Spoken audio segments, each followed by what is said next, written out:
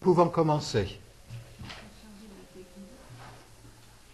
Alors voici, cet après-midi, nous avons donc un groupe de discussion et nous voudrions commencer en saluant Madame Evelyne Maire qui va nous présenter le sujet de la contraception. Et vous prévoyez une présentation de combien de minutes à peu près? Bon, la présentation, c'est à peu près 3/4 d'heure. Et après, nous avons jusqu'à 3h30. Donc, voici. Alors, ce que j'ai prévu, oui. mais ça dépendra de vous Oui. aussi, hein, ce serait qu'ensuite, on se divise en 2 groupes, Oui. avec deux questions où vous travaillez, puisque c'est un atelier, donc on travaille ensemble. Oui. Hein. Mais peut-être que ça ne sera pas judicieux, peut-être que vous préférerez poser des questions. Ça, c'est tout à fait à votre... Alors, peut-être le moment venu, on va décider ce que nous allons faire. Oui. Ou rester ensemble, poser des questions, ou se diviser, ou en petits groupes. Hein? Mais nous ne tranchons pas pour l'instant. Alors, Evelyne Maire est donc femme de Charles Daniel, qui est très connu ici dans la maison, et avec lui, auteur de ce livre qui vient de paraître, Famille, point de repère. Et donc, c'est à ce titre qu'elle intervient cet après-midi, et nous allons vous écouter avec beaucoup d'intérêt.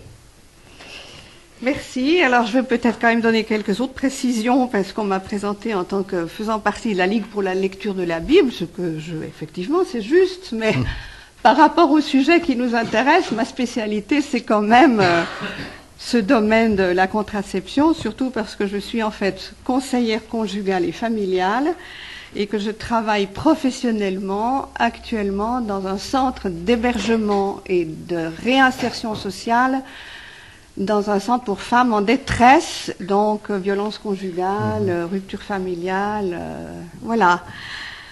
D'autre part, ben, c'est un peu mon introduction, les préliminaires, d'où je parle et à quel titre. Oui, ben, il y a ce livre que nous avons écrit avec mon mari, et je crois qu'on ne peut pas occulter la question de la procréation, de la régulation des naissances quand on traite de la famille, du couple.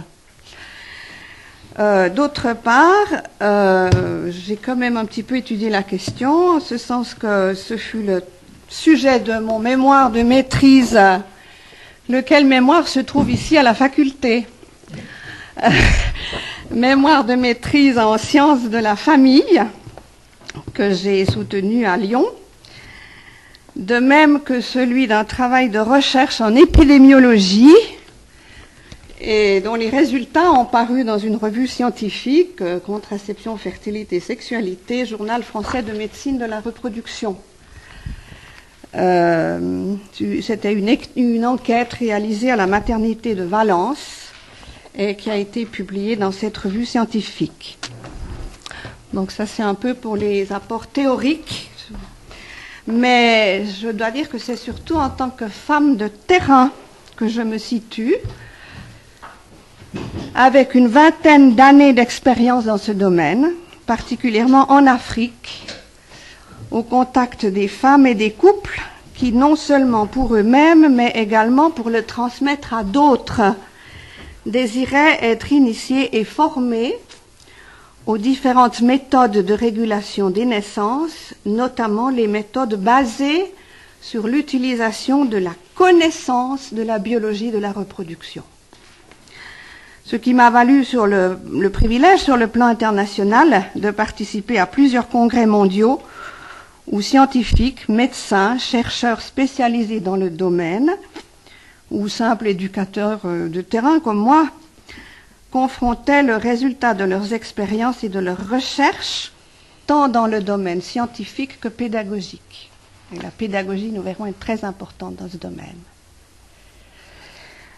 Alors, je dois beaucoup à la FIDAF, Fédération internationale d'action familiale, et au CLAIR, Centre de liaison des équipes de recherche sur l'amour et la famille, où j'ai reçu ma formation de conseillère conjugale et familiale, de ce qu'on appelle chez nous monitrices MAO, des méthodes d'auto-observation. Et à ce titre, j'aimerais vous présenter une collègue, le docteur Françoise Villot, que j'ai invitée à nous rejoindre, suivant pour répondre à vos questions, ou elle travaille dans la région, elle est médecin scolaire.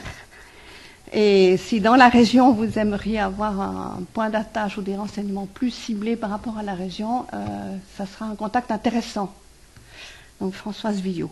Je salue aussi la présence de Charles Daniel, mais peut-être que tout le monde le connaît ici dans la maison, comme vous avez dit.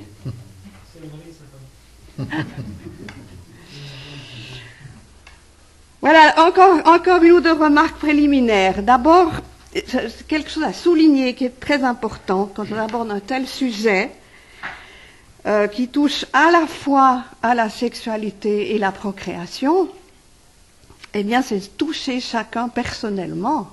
Vous l'aurez vu tout au long de ces 2 jours-là, au plus profond de son être, et par rapport à la procréation aussi, voire de son inconscient.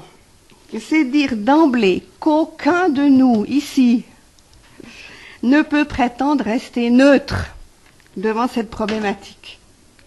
Chacun aura forcément un regard différent et des présupposés, pour ne pas dire des a priori, influencés par sa propre histoire familiale et son vécu personnel, voire sa culture d'où on sort. Et c'était justement une de nos grandes expériences en Afrique, c'est qu'on a vu que présenter le problème de la régulation des naissances en apportant des méthodes qui touchent à la fécondité, on se heurtait à un refus, ou en tout cas beaucoup de suspicions, parce que la fécondité est tout en haut de l'échelle des valeurs. Donc l'histoire de la culture est très importante aussi. Et nous baignons dans une culture de la technique, ça va aussi nous influencer quelque part. On le verra un peu plus loin. Alors moi, la première, je ne peux pas être neutre devant cette question. Et c'est même une question qui est souvent très passionnelle. Alors nous allons essayer de mettre un peu de recul, de prendre la question d'un peu haut et de mettre de la distance par rapport à cette réaction passionnelle qu'on risquerait d'avoir. Deuxième précision au niveau du vocabulaire. Lui aussi n'est pas neutre.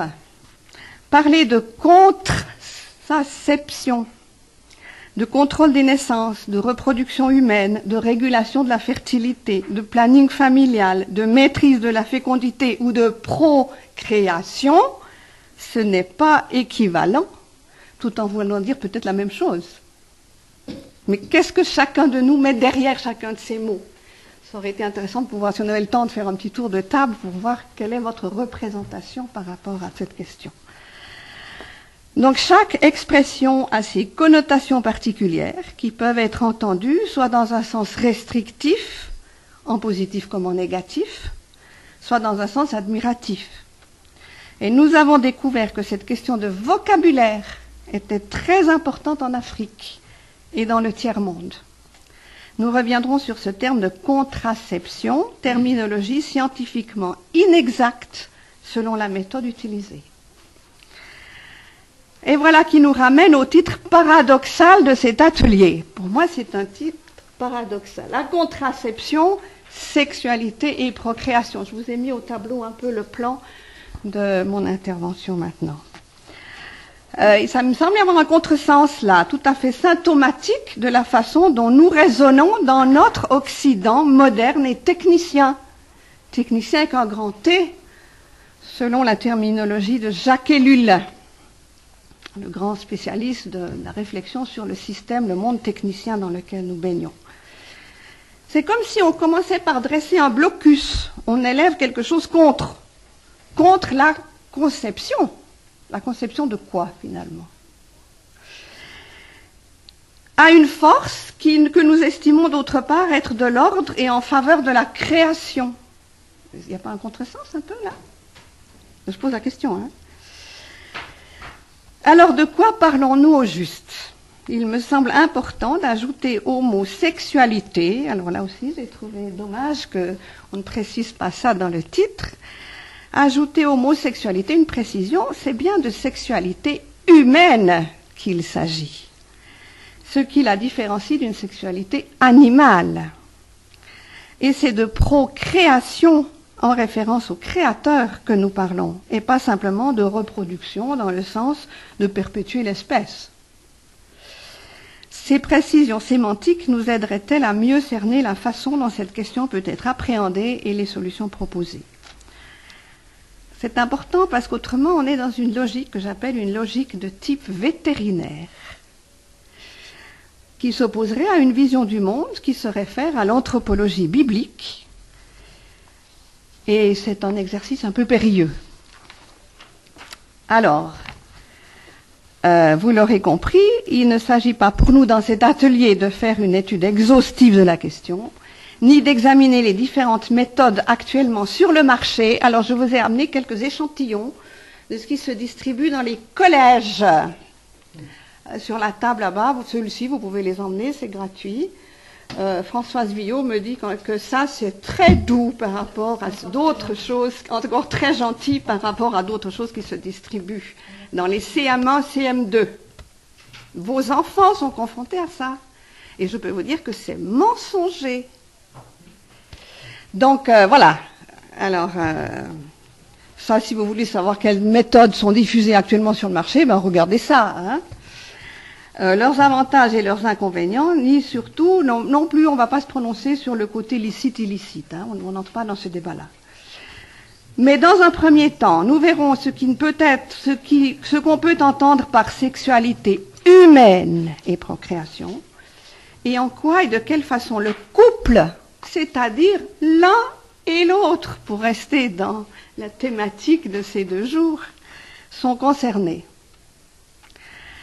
Là, il n'est pas question tellement de l'un et de l'autre. Enfin, bref. Dans un deuxième temps, nous aborderons quelques-uns des enjeux actuels. Donc, vous l'avez ici, hein, non seulement sur un plan éthique, mais aussi dans les champs de la sociologie et de la psychologie. Et dans un troisième temps, nous essayerons de dégager 2 ou 3 points de repère que nous pouvons trouver dans la pensée biblique, en particulier là où Jésus nous renvoie quand on le questionne sur le couple, c'est-à-dire au commencement. Mais pour bien nous introduire dans le sujet, on va commencer par un peu d'humour. Et hop là. Avec une mamie qui raconte à ses petits-enfants, arrière-petits-enfants, les contes de l'an 2000. Alors, vous voyez notre mamie qui prend le conte de Blanche-Neige, le prince charmant. Voilà ce que dit mamie, je le dis pour l'enregistrement, parce que comme l'enregistrement, on ne voit pas ce qui est sur le tableau. Le prince charmant et Blanche-Neige décidèrent alors de vivre ensemble. Ils eurent 1,9 enfants, dont ils se partagèrent la garde, chacun 1 semaine sur 2, après leur séparation. On peut arrêter là. C'est très symptomatique de la société dans laquelle nous sommes aujourd'hui, qui n'est plus celle d'il y a 30 ans. Hein? Alors, premier point, sexualité humaine et pulsion de procréation. Avant de voir de plus près ce que recouvre ce terme de contraception, peut-être n'est-il pas inutile de faire quelques brefs rappels. Premièrement, la nature de la sexualité humaine. Je crois qu'il ne faut jamais oublier que la sexualité humaine est ordonnée à la fois à l'échange d'amour, on en a beaucoup parlé pendant ces 2 jours, et à la procréation. Elle est donc avant tout relationnelle et différentielle et recouvre tous les domaines de la personnalité. On l'a dit plusieurs fois dans les différentes interventions, elle n'est pas que génitale. Et l'aspect procréation est un des 2 volets de la sexualité humaine. C'est Marjorie Foyle qui nous dit ceci: la pulsion de procréation est une force créatrice aussi puissante que la pulsion sexuelle, force désir d'attirance qui nous fait sortir de nous-mêmes pour aller vers l'autre, et l'un et l'autre ensemble vers un troisième. J'avais envie de dire, quand j'ai entendu Michel Yonner hier parler de l'incarnation de l'amour, il y a quelque chose qu'il a oublié, je lui ai dit d'ailleurs, l'enfant, c'est l'incarnation de l'amour. C'est donc à deux qu'on est fécond, homme et femme. Et par rapport à tout ce débat autour de l'homosexualité, c'est peut-être pas anodin à le dire et à le répéter. Être procréateur, c'est quoi finalement? C'est transmettre la vie. Vie que nous avons nous-mêmes reçue d'un couple homme-femme. C'est donc un don qui nous dépasse infiniment et qui nous fait sortir d'une vision individualiste de la sexualité. Voilà qui paraît évident et que depuis la nuit des temps n'a jamais fait l'ombre d'un doute. Ça paraissait évident, un homme et une femme se mettent ensemble, ils ont des enfants, ils furent heureux, etc. Bon, ils furent heureux, bon. Pour faire un enfant, il faut un homme et une femme. Pourtant, de nos jours, entre les techniques de procréation médicalement assistée, de clonage et toute la technologie autour de la procréatique, d'une part, et d'autre part, les revendications au droit à la parentalité de l'idéologie homosexuelle, d'autre part, cette évidence peut être sérieusement remise en question. Rappelons qu'entre les techniques modernes de contraception et celles des procréations médicalement assistées, le principe est le même. Une séparation radicale des deux aspects contenus dans le même acte. L'aspect libidinal, plaisir-amour, et l'aspect procréatif. C'est quand même dans le même acte. Ce qui a fait dire à certains, maintenant, on peut faire l'amour sans risquer l'enfant, et faire un enfant sans le risque de l'amour. Donc tout seul, en excluant l'autre, ou en excluant l'autre de l'autre sexe. Ce mot de risque est d'ailleurs significatif de cette vision réductionniste de la sexualité. Rappelons quand même que dans l'ordre de la création, c'est le même acte et au travers des mêmes organes dits génitaux que l'homme et la femme se rencontrent, se connaissent, selon le terme biblique, et transmettent la vie, expression à la fois de leur pulsion libidinale et procréatrice. Et comme le dit John Wyatt, alors ça c'est un livre qui est sorti il n'y a pas très très longtemps, que vous trouverez en bas chez nos amis d'Excel6, qui est un excellent ouvrage qui fait une réflexion à la fois biblique, évangélique et médicale, parce que c'est un médecin-chercheur, sur le problème de la foi et l'éthique médicale. Hein. Et alors ce qu'il dit, dans le plan de Dieu, faire l'amour et faire des enfants sont inextricablement liés. Dieu lui-même, d'ailleurs, n'est-il pas à la fois amour et créateur? Alors, je crois que c'est peut-être pas inutile de faire un petit rappel aussi sur le plan biologique, pour l'un et pour l'autre. Alors, rappelons quand même que dans toutes nos fonctions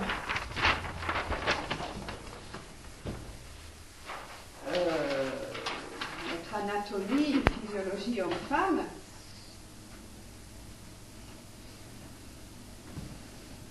à quel niveau se situent nos différences? On a parlé de différences, d'équivalence. À quel niveau se situent nos différences?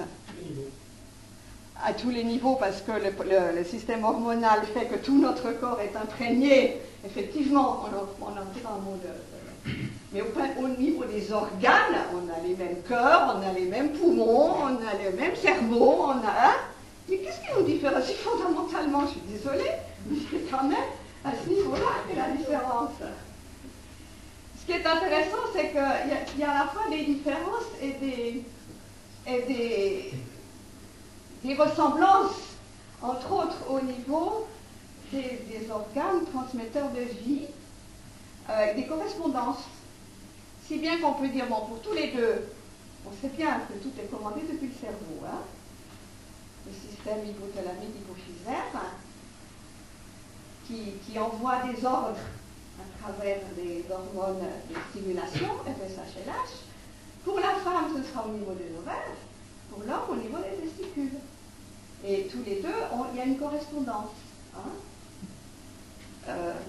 Donc, à la fois semblables et différents, mais pas égaux.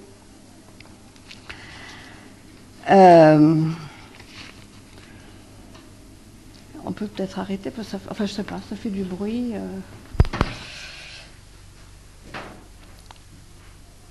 et c'est intéressant parce que c'est à partir, il ne faut pas oublier que c'est à partir de cette connaissance de la biologie de la reproduction que toutes les méthodes, quelles qu'elles soient, sont basées. Qu'il s'agisse de remédier à un dysfonctionnement ou de réguler son fonctionnement avec les moyens de contraception. On ne peut donc en faire l'économie de cette connaissance de la biologie et du fonctionnement des organes et de ce que fait telle ou telle méthode sur tel ou tel organe. Et c'est une des choses que je reproche alors très très gravement à toute cette publicité et tout ce qui nous est donné par rapport à la contraception. Si vous regardez bien, nulle part on vous dit comment ça fonctionne et sur quel aspect de notre corps ça agit et de quelle manière et avec quel risque. Alors le discours qui dit « ceci est mon corps, moi mon corps de femme m'appartient », d'accord, mais alors justement qu'est-ce qu'on y fait à votre corps? Il y aurait peut-être le droit de savoir là aussi.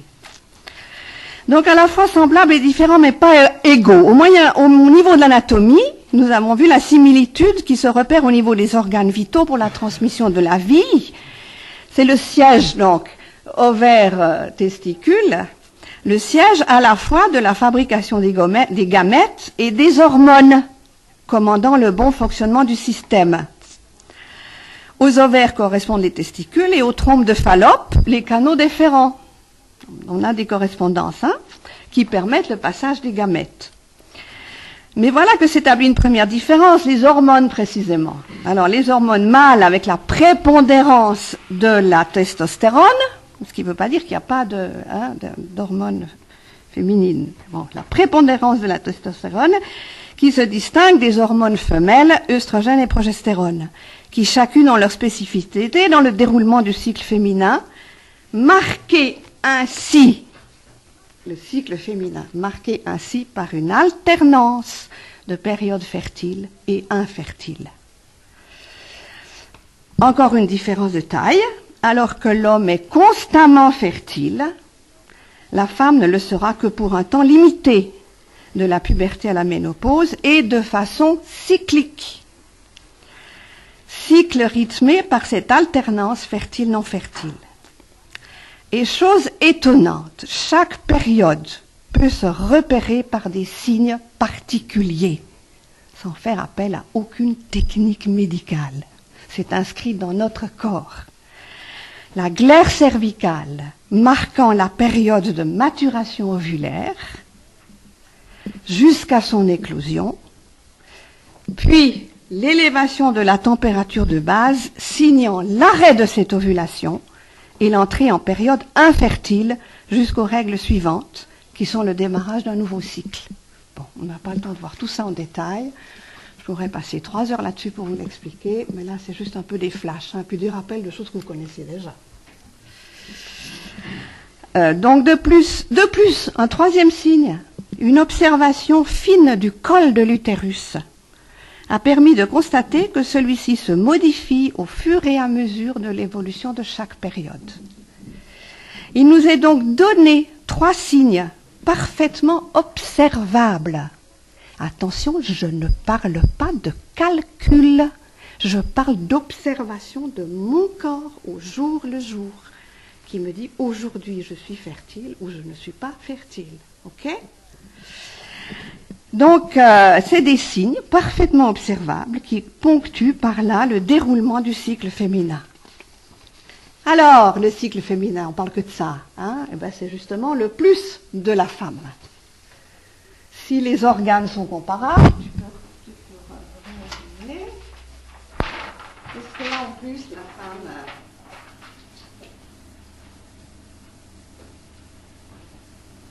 comme je disais en Afrique, la chambre de bébé. C'est à l'envers. Qu'est-ce qu'il y a? C'est à l'envers? Ah, c'est à l'envers. Ah oui, pardon. Alors voilà qui peut nous faire comprendre pourquoi les différentes méthodes de contraception, quelles qu'elles soient, se sont principalement intéressées à la physiologie du cycle féminin, soit pour en modifier le déroulement, voire le bloquer, soit pour apprendre à s'approprier cette connaissance et adopter le rythme de sa sexualité au rythme de sa fertilité, selon une très belle phrase qui vient des docteurs Écochard. Donc tout se joue ainsi autour de la femme, finalement. À la fois chance et privilège exorbitant, comme le dit l'anthropologue Françoise Héritier. Françoise Héritier, qui a repris la chaire de Lévi-Strauss à l'Institut et qui a beaucoup étudié cette question du féminin et qui a écrit, qui parle beaucoup de ce privilège exorbitant de la féminité. Et elle explique même la domination des hommes sur les femmes par le fait que, non, les femmes, elles ont décidément trop de pouvoir. Parce que moi, homme, si je veux un enfant, je suis obligée de passer par une femme. Et si je veux un garçon en plus, c'est la femme qui va me donner un garçon. Alors ça, c'est pas possible. Donc il faut absolument juguler cette puissance de la femme en se montrant plus puissant par ailleurs. Ça, c'est Françoise Héritier, hein, qui est une grande anthropologue. Donc dans cette disparité entre l'un et l'autre par rapport à la transmission de la vie, on pourrait dire que si au départ chacun est à égalité, chacun apporte la moitié du patrimoine génétique avec les 23 chromosomes, hein, on est d'accord là. C'est à la femme que revient de donner à la fois le temps de la vie, non seulement de par le temps propice de son cycle, mais également de par le temps des 9 mois de gestation. Et l'espace, elle donne à la fois le temps et l'espace de la vie, l'espace qui en permet le développement. C'est pour ça que je parlais de la chambre de bébé, là, l'utérus. Cet utérus si merveilleusement magnifié dans le psaume 139. Je vous renvoie au psaume 139. Donc, devant cette problématique de la contraception, nous nous trouvons face à 2 voies, 2 attitudes, 2 visions, 2 anthropologies, si vous voulez. Vous avez, alors là encore, la voie de la technique,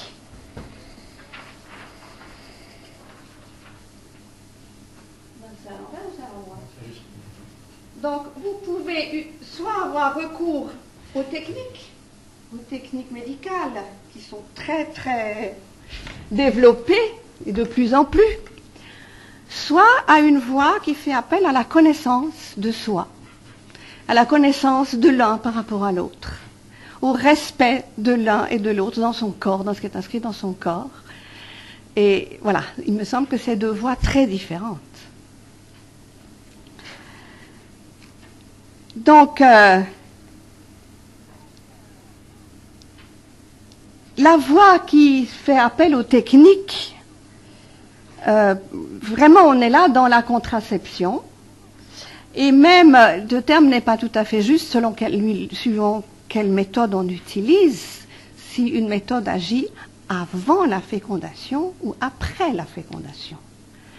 Avant la fécondation, on a effectivement affaire à de la contraception, mais si elle agit après la fécondation, on a affaire à des méthodes dites de contragestion, puisqu'elles empêchent la gestation, puisqu'elles agissent au niveau de l'utérus, après fécondation.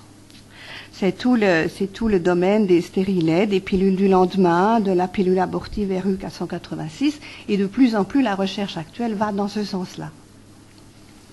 Maintenant, l'autre voie se propose, elle, qui fait appel à la connaissance, et là aussi c'est impropre de parler de contraception, puisqu'on ne fait rien contre la conception, mais qu'au contraire, on ne modifie pas, on ne modifie rien, on utilise la connaissance pour en faire quelque chose, nous, dans le couple, et changer peut-être notre comportement de couple par rapport à si on veut pas, un enfant, si c'est propice, pas propice. Donc c'est plus une question de modifier le comportement. Et les médecins des plannings familiales disent la contraception se prescrit, les méthodes basées sur l'auto-observation s'enseignent. Et c'est pourquoi, moi personnellement, en Afrique, ça a eu un tel succès, parce qu'enfin, on avait la connaissance de son corps. Et ça balayait tant de mauvaises connaissances, tant de tabous, voire de malédictions autour des règles, autour de tout ça. Cette connaissance, c'était un émerveillement extraordinaire. Connaissance, finalement, de ce qu'a fait le Créateur pour nous. Alors, il nous faut venir au 2e point, enjeux et défis actuels. peut-être arrêter.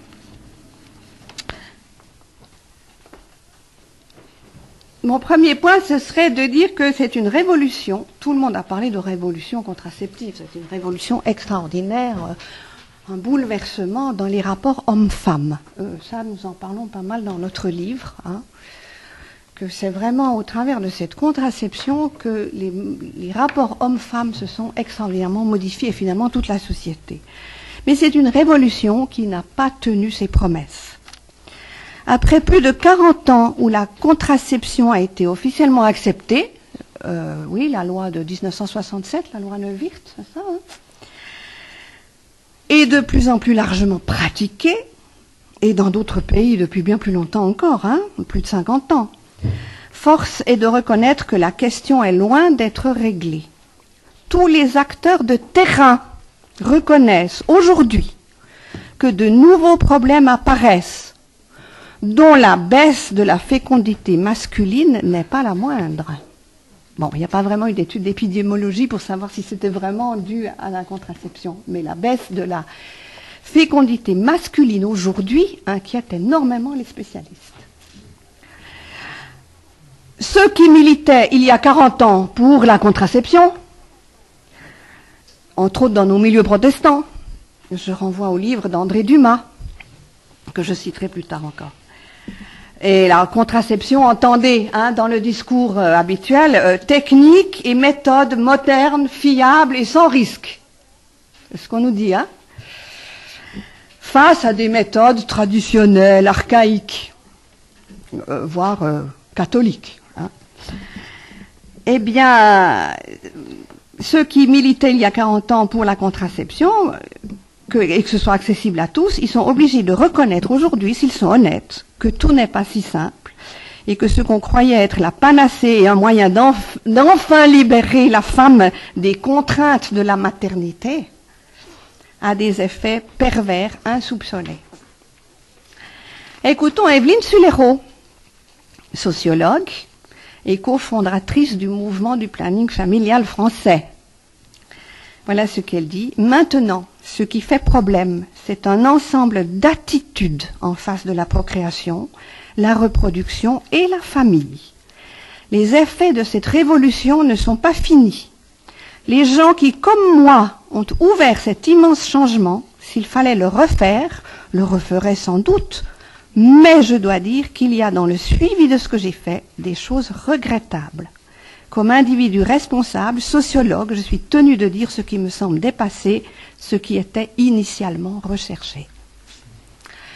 Vous avez une France Quéré, théologienne protestante et philosophe, qui nous dit aussi « La libération aujourd'hui promise n'a plus rien à voir avec celle qui visait l'épanouissement social et mental de la femme.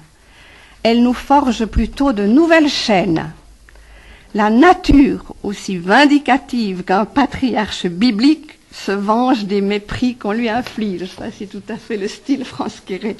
Elle a une plume extraordinaire. « Que d'enfants qui ne naissent pas, faute que les femmes aient vécu comme s'ils devaient naître. La nature nous a confié dès notre origine des germes de vie qui accompagnent notre jeunesse. Nous devons à ce trésor silencieux quelque prudence. L'enfant futur attend la femme longtemps avant qu'elle-même attende l'enfant. » C'est tout à fait du France Quéré. Donc, sociologues, psychologues, démographes s'accordent aujourd'hui pour dire c'est l'avènement de la contraception moderne qui a amené les plus grands bouleversements dans notre société, une véritable mutation. Et voilà ce que dit une Elisabeth Badinter. On ne se rendait pas compte que la contraception renforcée par le droit d'avorter pouvait bouleverser radicalement le rapport des sexes et même l'ensemble de la société.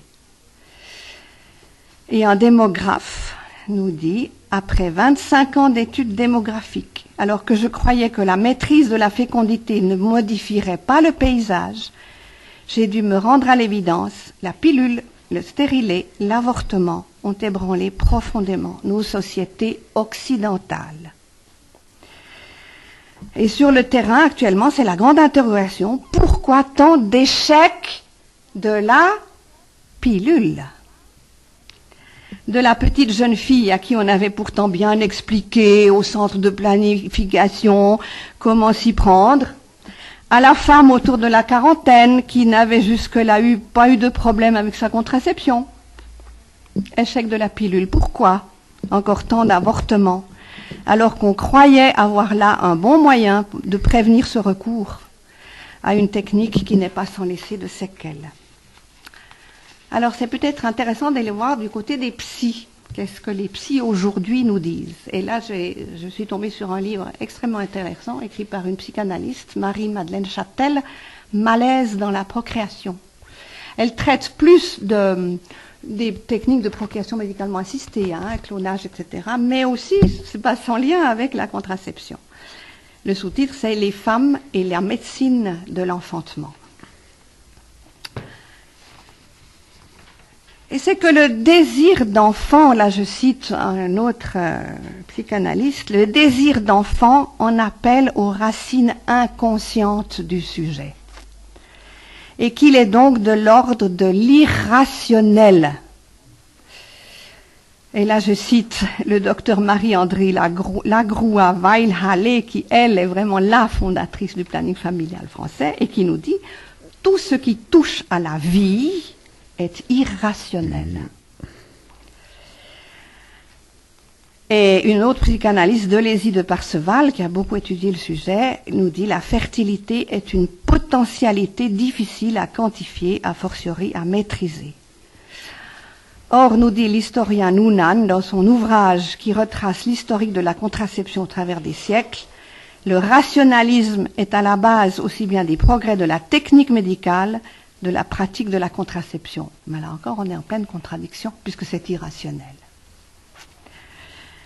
Alors certes, les techniques contraceptives permettent de maîtriser de façon presque absolue, voire définitive, ce potentiel de fertilité, mais en niant, en occultant le poids de l'inconscient. Et je crois que Monique de Hadjeladje nous a rappelé que nier l'inconscient, ça peut amener des problèmes sérieux. Donc cet oubli de la pilule passé la quarantaine, n'est-ce pas l'inconscient qui rappelle à la femme que son potentiel de fertilité va bientôt s'arrêter définitivement? Alors il faudrait peut-être saisir une dernière chance. Même si au niveau de sa raison, elle se persuade que non, c'est pas le moment. Le conflit entre la raison et l'inconscient qui parle. Alors voilà, c'est ce que aussi souligne donc Marie-Madeleine Châtel dans Malaise de la procréation. Le malaise dans la procréation a révélé de façon aiguë l'entrée en scène de la médecine scientifique dans le cercle intime du désir d'enfant. On s'est aperçu que le tout médical aidait activement à faire l'économie de la part de la subjectivité et celle du désir engagé dans nos fécondités. Et elle fait ce constat étonnant: plus on a voulu contrôler scientifiquement la procréation, plus l'infertilité se faisait grandissante. La fécondité érotique s'est insidieusement trouvée remplacée par une procréation vétérinaire au prix de l'infertilité. Donc l'expression vétérinaire, elle ne vient pas seulement de moi. Et du coup, c'est le recours au PMA, aux procréations médicalement assistées, pour réparer ce qui pourrait être perçu par l'inconscient comme une blessure dont on se sentirait coupable. Et son livre est comme un cri d'alarme et un avertissement. C'est au niveau de la raison de la pratique quotidienne que nous devons nous réveiller et comprendre que la fécondité procréatrice est lovée dans la fécondité de nos désirs. Ça, je trouve ça extraordinaire. Je répète ça. La fécondité procréatrice est lovée dans la fécondité de nos désirs. Donc la fécondité, le don de transmettre la vie, serait-elle rabaissée au rang d'une maladie dont il faut se protéger par des moyens techniques, chimiques, mécaniques, chirurgicaux, et dont l'efficacité est un des premiers critères? Mais avec quels effets? Souvent un retardement sur notre inconscient, notre vécu de couple et sur l'ensemble de la société. Je vois que le temps a passé très vite. Il nous faut quand même arriver au troisième point. et la Bible dans tout ça. Alors, face à cette logique du système technicien, selon la terminologie de Jacques Ellul, où l'homme finalement serait devenu maître de l'homme, la logique inspirée par la vision du monde que nous donne l'anthropologie biblique aurait-elle quelque chose de spécifique à nous dire aujourd'hui? Il est évident que comme toutes ces questions si actuelles de bioéthique, c'est là que je renvoie aussi à ce livre, et de bien d'autres encore, il est inutile d'aller chercher le verset preuve qui étayerait notre réflexion. Mais est-ce parce que la Bible ne dit rien sur le sujet qu'il nous est pour autant loisible de tout accepter sans discernement? Pour une réflexion plus globale et approfondie de la question, je renvoie au livre et à son chapitre 2 de John Wyatt. Il a tout un chapitre sur l'être humain selon la Bible. Très intéressant. Donc là aussi, je me contenterai de relever 3 points qui me paraissent plus directement liés à notre problématique. Premier point, la référence au créateur, qu'évoque le terme procréation, d'être procréateur. Et voilà ce qu'en dit Henri Blocher. Puisque la sexualité est le moyen de la reproduction, que l'auteur ne l'ignorait évidemment pas, et qu'il rapporte la bénédiction « Soyez féconds », c'est quand même une bénédiction, on peut se demander s'il n'a pas encore une autre pensée. Il y aurait dans la procréation cette grâce mystérieuse faite à l'homme et la femme, mettre au monde un être, image de Dieu, un reflet de la création divine. Ce mot procréation donne à penser. L'homme et la femme sont séparément image de Dieu et ils le sont ensemble, en procréant comme il a créé.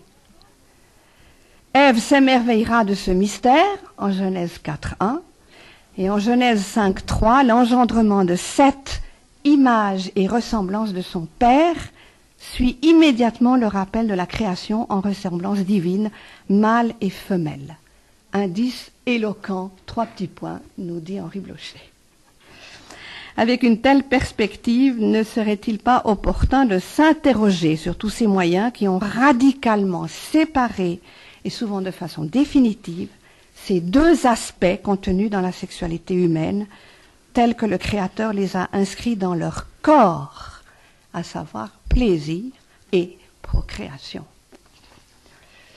D'autre part, qui reste finalement le grand maître d'œuvre? John Wyatt parle beaucoup du maître d'œuvre, de ce magnifique tableau, de ce mystère de la transmission de la vie. Certains discours et certaines pratiques donnent l'impression que tout ce domaine de la fécondité peut être contrôlé, mais contrôlé par qui au juste?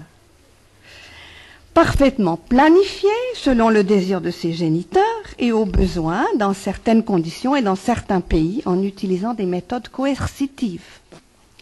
Mais pour nous, dans toutes ces questions qui touchent à la vie et à la mort, qui est le maître?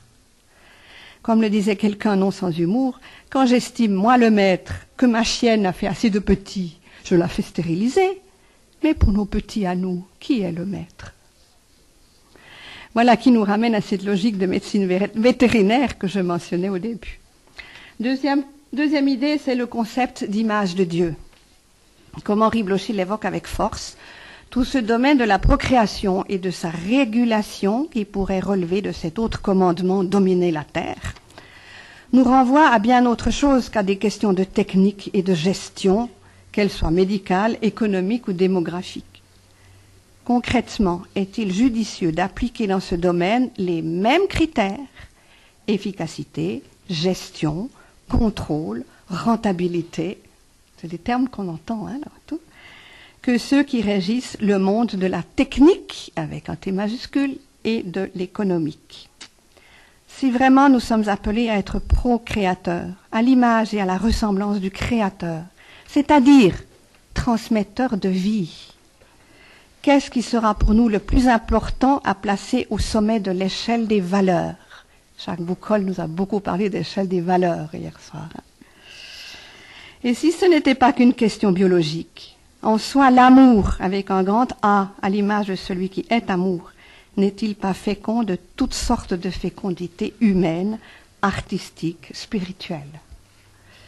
Voilà qui pourrait également être une réponse à tous ceux qui seraient tentés de confier à la technique médicale une assistance qui se montre encore trop souvent plus décevante et éprouvante pour ceux qui y recourent que répondant à un réel désir de se réaliser dans un autre qui serait à sa ressemblante. Je veux dire par là que la fécondité du couple n'est pas seulement biologique. Hein, ça c'est clair. Ben, un couple qui ne pourrait pas avoir d'enfants, ça serait terrible. Hein.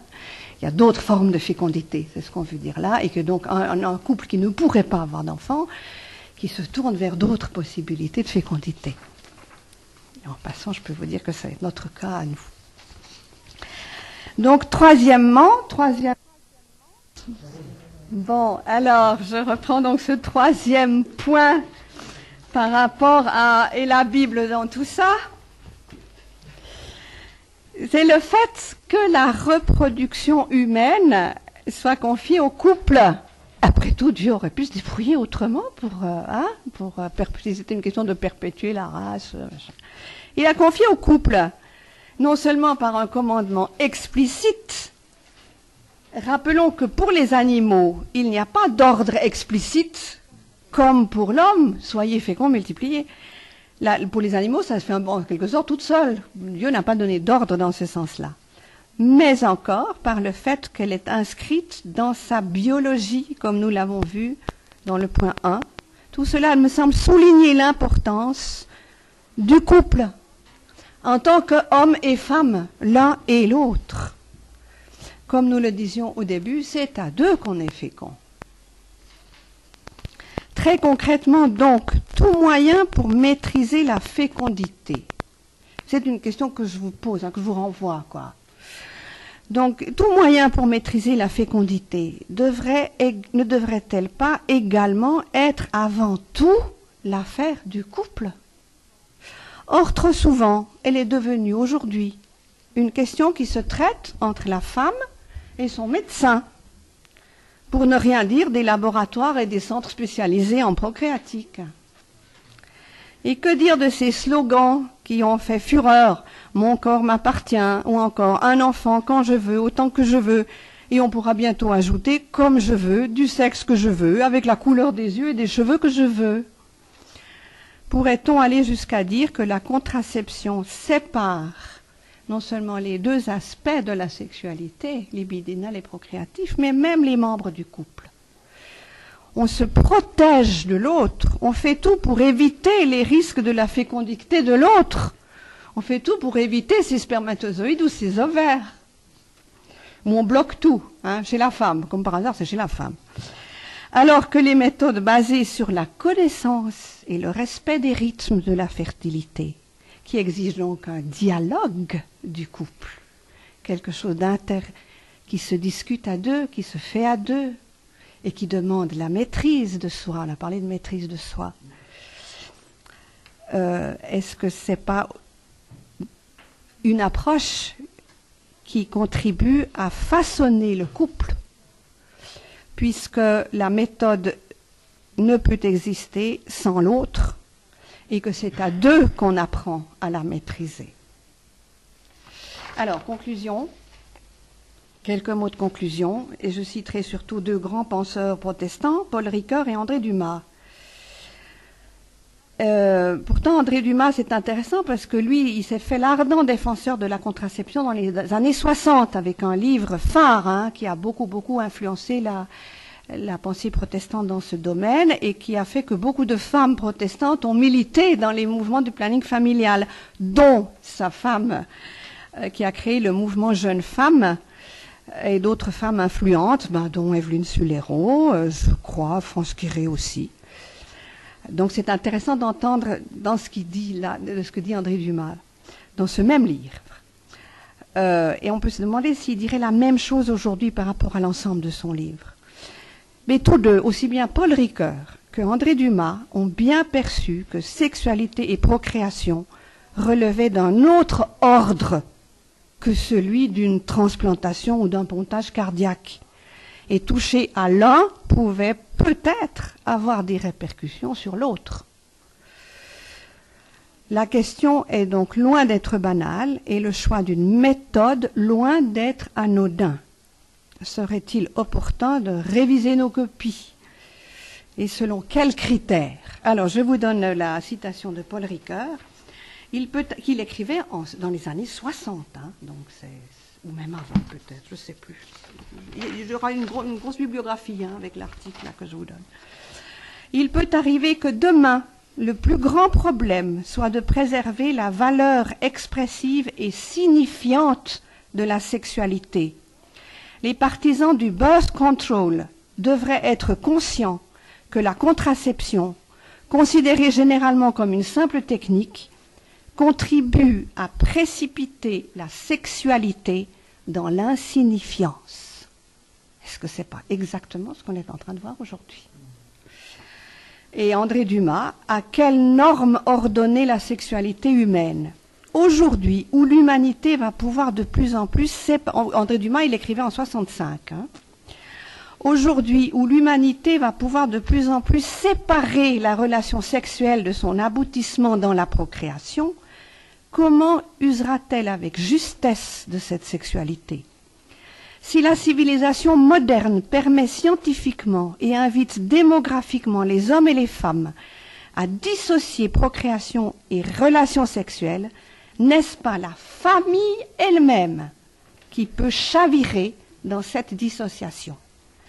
Le contrôle des naissances n'est-il pas ainsi, à côté de l'allongement de la vie et de l'affinement des subjectivités, un grand phénomène contestateur de la durée familiale et de la permanence du lien conjugal? On remet le petit dessin rigolo, parce que voilà, on est là-dedans. Alors, j'ai terminé. À ma montre, il est 15h14. Donc, on n'a pas de temps. Je vous disais bien que c'était une grande question. J'ai mis ici les deux questions que j'aurais voulu qu'on travaille ensemble. On n'aura pas le temps de le faire, mais ça me paraît quand même intéressant de se poser ces questions.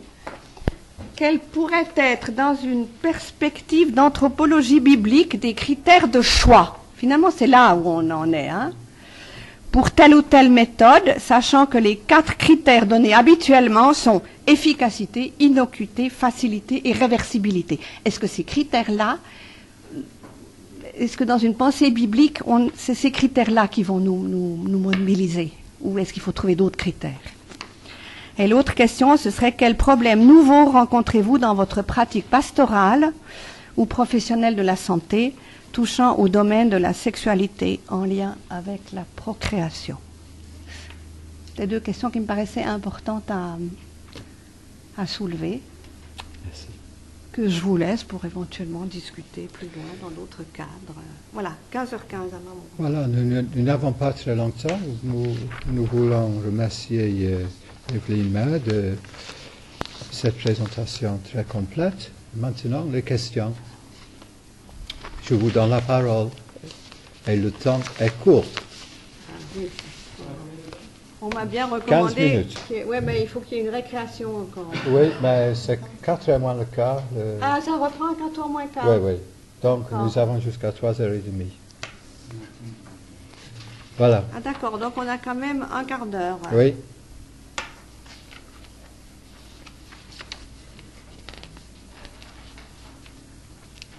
Oui. Oui. L'échange d'idées dans ce que vous nous avez dit, qui est fort juste, c'est des remarques, je dirais, tout à fait pertinentes. Il y a quand même une notion qui domine, c'est la notion de couple. C'est appel à la responsabilisation, qui s'inscrit bien dans le mandat, je dirais, biblique, qui appelle au couple. Or, cette notion de couple est de plus en plus subsidiaire maintenant de nos jours. Ça veut dire que l'objectif de la contraception, si on se réfère à cette donnée-là, n'intéresse une frange extrêmement faible de la population. La plupart des demandes contraceptives ne sont pas des demandes de couple. Ce sont des demandes d'hommes. Mais je veux dire, ce sont des partenaires, ce sont des rencontres, ce sont des instantanés qui n'ont pas de projet dans le temps, qui n'ont pas de projet dans la durée. Bon, des fois c'est lié à la procréation comme ça, hein, après, ou à le fait d'avoir des enfants, mais moi je le ressens plutôt d'un désir de liberté comme ça a été annoncé lors des conférences. En fait, moi, les gens que je vois, les jeunes couples chrétiens que je vois sur la rencontre de ça, avec qui on peut parler de ça, parce que c'est encore un petit peu tabou, mais surtout là où je suis, les couples chrétiens, on est dans le schéma d'un conflit entre contraception et procréation, et ceux qui ne sont pas chrétiens prennent la contraception pour un motif de gain de liberté. Pas, bien sûr. ils ont évacué carrément le débat qu'on est en train de voir. Et c'est majoritaire. Moi, je pense que c'est majoritaire. Quand même, dans un monde où la majorité païenne, on est très peu chrétien, donc si on réfère à ce que je vous dis au pourcentage de la population, il y a plus de jeunes qui prennent la pilule, ou qui, pour utiliser un terme qui généralise la contraception, pour des désirs de liberté plutôt que pour le contrôle de procréation. À mon avis, à moi. Oui, ben, qu'est-ce que vous en pensez les autres? Est-ce que vous pouvez nous dire d'où vous parlez? Vous dites dans mon contexte. Vous êtes pasteur, c'est ça? Non, je suis pas pasteur. Responsable de jeunes. Étudiant, oui. Responsable de Ça jeunes. m'est arrivé, quoi. Je peux avoir des contacts avec des couples ou des jeunes. Donc pour vous, de même que vous-même, vous êtes pasteur? Je suis médecin, non. Ah, vous êtes médecin. Oui. Mais c'est intéressant. Est-ce qu'il y en a d'autres qui sont dans une profession médicale et donc vraiment en plein dans le cœur du problème? Donc vous, vous êtes pharmacien. Beaucoup de gens viennent chez moi. Oui. Des conseils. Oui. Le divorce, tout ça. Et je me disais, bon, je suis d'accord entre toi et lui parce que j'étais gentil avec mes clients. Et j'avais un c'est comme ça. J'avais 3 médecins généralistes qui étaient comme moi. Alors on se téléphonait et on s'entendait pour dire ce qu'il fallait au client. Le client, on ne peut pas lui dire quelque chose qui va lui faire peur. Il faut lui cacher. Mais moi, j'étais devant pour savoir les premiers symptômes qui nous apparaissaient. Oui. Alors, j'ai vu beaucoup de choses comme ça sans le savoir. J'ai traité ces affaires-là sans tenir compte. C'est maintenant que j'ai viens ici pour m'amuser que j'apprends tout ça. Mais je l'ai fait sans... Vous venez pour vous amuser. D'accord. Je l'ai fait sans savoir. Et je rends du service. Maintenant, je me rends compte à beaucoup de gens. Simplement en les remettant sur la voie, avec quelqu'un sur la voie. Parce que des fois, quand quelqu'un attend un gosse et qu'il sait qu'il ne peut pas lui donner à manger, ça me posait, moi, un problème. Il fallait lui dire. Vous voyez, c'est des histoires séparées. Et puis on verra ça encore, on faisait la contact. Ok. J'ai eu beaucoup d'affaires à régler sur le tas. En lien avec la régulation des naissances. Aussi, parce qu'il fallait, c'était le début, surtout dans les années 65, 70, par là, ça a commencé, je vais en parler. Avant, on faisait rien. Oui. Pour rassembler un petit peu vos questions, oui, Terminer avec oui. une idée que j'ai en tête. Je trouve que cette problématique de la régulation des naissances, de la procréation, de la contraception, est plus un problème de maîtrise du temps. Et en fait, on le voit bien, et c'est vrai, la maîtrise de la contraception a accru les demandes de consultation pour infertilité et stérilité. Vous l'avez remarqué dans votre pratique médicale, que, je le redis pour l'enregistrement, que en tant que médecin, vous avez constaté que l'augmentation des demandes, enfin, je veux dire, le fait que ça soit tellement entré dans les mœurs, la contraception, a augmenté ensuite les consultations par rapport à une infertilité. C'est extrêmement intéressant, ça. Je ne sais pas les autres comment vous réagissez à ça. Françoise, est-ce que tu peux dire quelque chose là aussi? Françoise qui est médecin scolaire. L'âge du premier bébé actuellement est bien reculé justement de par la contraception. Il arrive bien plus tard, mais bon, il y a un moment quand même où la fertilité de la femme, physiologiquement, va descendre aussi. Et puis il y a des couples, des couples recomposés, donc qui veulent à ce moment-là aussi avoir un enfant. Bon. Et puis j'insiste sur cette notion de temps. Oui. Parce que la plupart des demandes s'inscrivent dans une immédiateté. Oui, Aussi bien absolument. La conception, d'ailleurs, La pilule du lendemain, vraiment, c'est quelque chose, ça urge, quoi. Hein, ou alors le besoin d'enfant, le désir d'enfant, oui. le droit à l'enfant. Le droit à l'enfant, oui, ça c'est. Que l'on vient, je dirais, étaler, hein, et brandir, c'est quelque chose qui demande une satisfaction, je dirais, à des fois d'être immédiate mais rapide.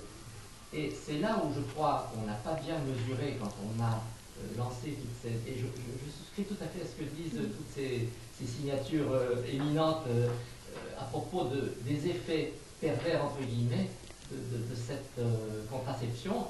C'est quelque chose qu'on ne pouvait pas... Qu'on n'avait pas prévu, voilà, non. Tout à fait. Et en fait, effectivement, maintenant, on s'aperçoit que la réversibilité n'est pas immédiate. Et on c'est en pas a si la simple. preuve à des gens auprès de couples, par exemple, qui consultent pour infertilité et qui vont consulter pendant des années, passer d'une équipe à l'autre, d'un centre à l'autre, subir des fécondations in vitro avec des échecs multiples qui un beau jour vont s'arrêter et vont se retrouver spontanément enceintes. C'est quelque chose aussi que l'on voit couramment. Ce qui veut dire qu'il y a aussi une notion de temps, de patience, avec ce que ça suppose de douloureux, absolument. Dont on a perdu la mesure et le... Voilà. Je voudrais apporter un petit témoignage. Pardon.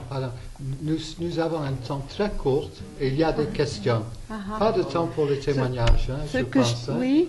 Ce que je trouve intéressant pour relier un peu les deux, ce que vous disiez vous, c'est que vous constatez parmi les jeunes qu'en fait, la contraception, c'est plus du tout une question de régulation des naissances maintenant, mais c'est un moyen pour acquérir plus de liberté. Comme il a été dit, la priorité, c'est plus que veut Dieu, c'est la liberté. C'est la liberté. C'est un effet pervers qu'on n'avait pas prévu. Une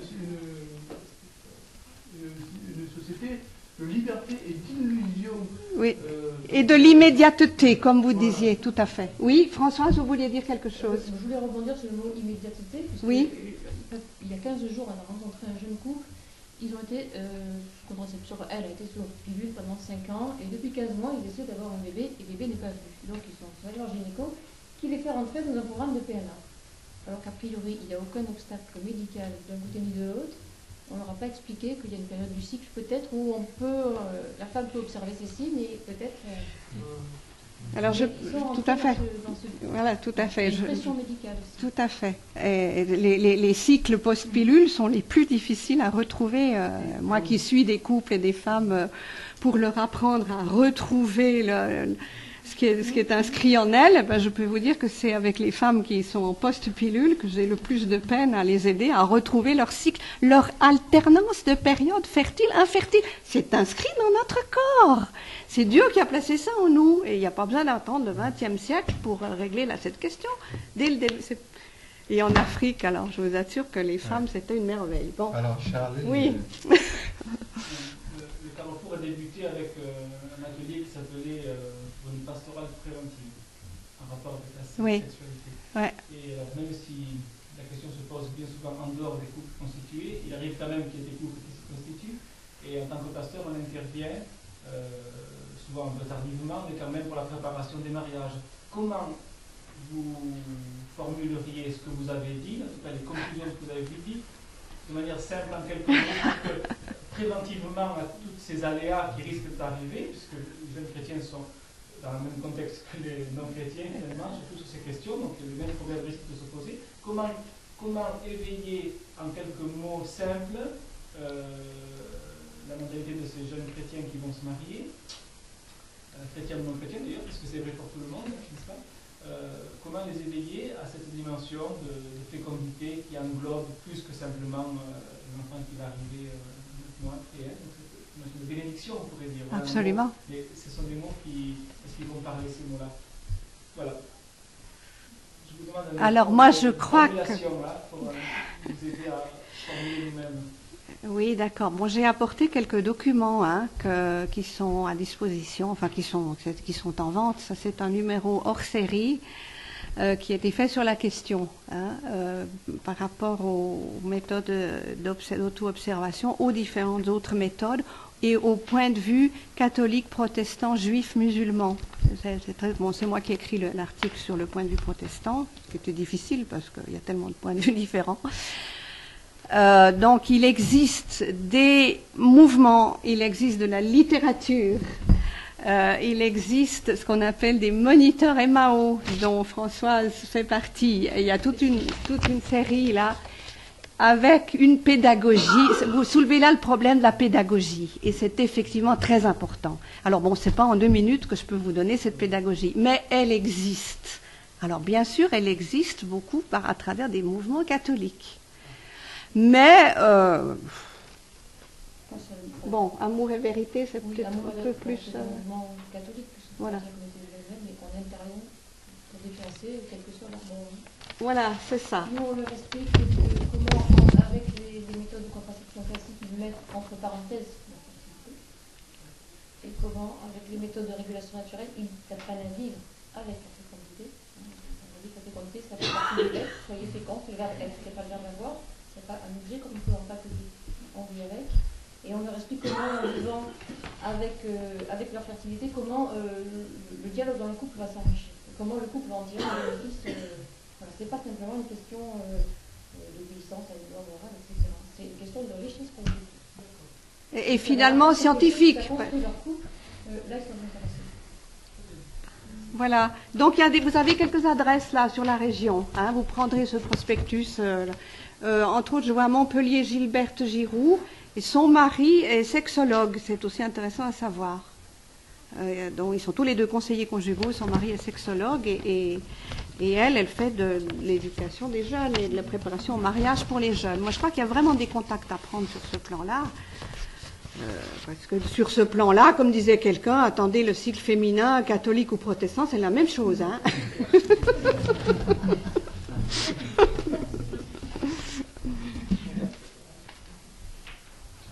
Oui. Allez, Charles Daniel a envie de dire quelque chose. Un tout petit mot, parce qu'il me semble préalablement, pour que la question soit bien répondue, il serait important que dans les églises, on aborde la question, même déjà au niveau de la prédication sur le projet de Dieu. Parce que moi j'ai entendu très souvent des gens qui disent, quand on aborde cette question, on dit ah, allez voir le médecin, etc. On va voir comme si c'est une question qu'on n'abordait pas dans l'église. Alors si on n'aborde pas cette question dans l'église, où va-t-on l'aborder? D'une façon très générale, ensuite après les questions plus techniques. Voilà. Alors je me permets de recommander notre livre quand même, où on en parle un peu de cette question.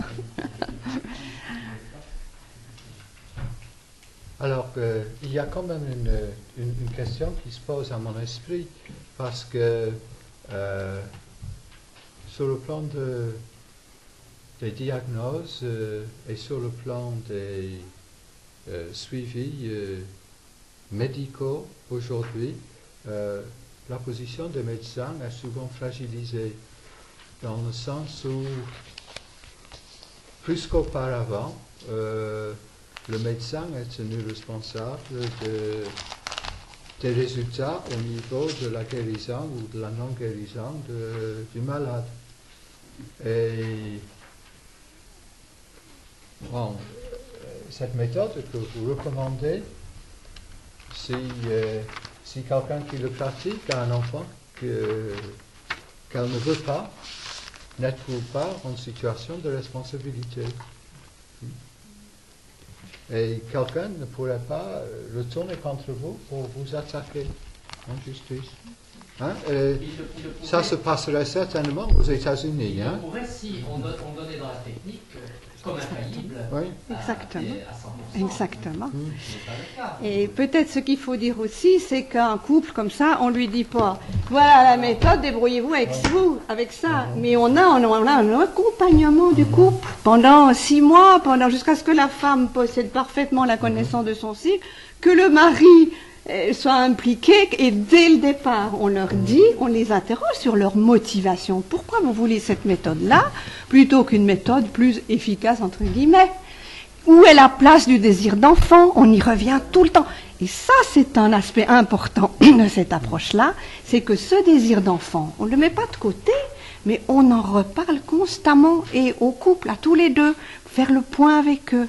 Est-ce que vraiment, est-ce que pas, où est votre désir d'enfant, inconscient, pas conscient, qu'on voit jusque dans des choses très concrètes, par exemple, qu'il y a une femme qui nous dit, mais je casse tout le temps mon thermomètre, elle n'arrive pas à écrire, à faire sa courbe de température. Or, c'est la température qui nous dit, j'ai ovulé, je suis en période infertile. qu'est-ce que ça veut dire dans l'inconscient qu'elle n'arrive pas à faire cette courbe? Alors on lui pose la question, madame, est-ce que par hasard, quelque part, vous n'auriez pas quand même envie d'un enfant? C'est quelque chose qui justement se travaille énormément avec le couple.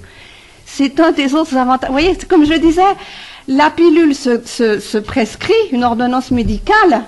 Ces méthodes d'auto-observation, méthodes naturelles, s'enseignent, s'apprennent en couple et avec un accompagnement, etc.